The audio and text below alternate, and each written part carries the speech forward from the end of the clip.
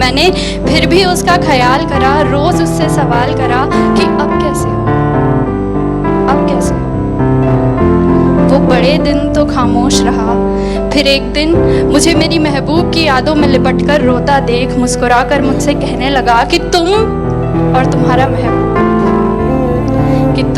तुम्हारा महबूब कमबख्त एक जैसे ही हो। तुम भी तो मेरा इतना ख्याल मेरे वजूद को एक दिन खत्म करने के लिए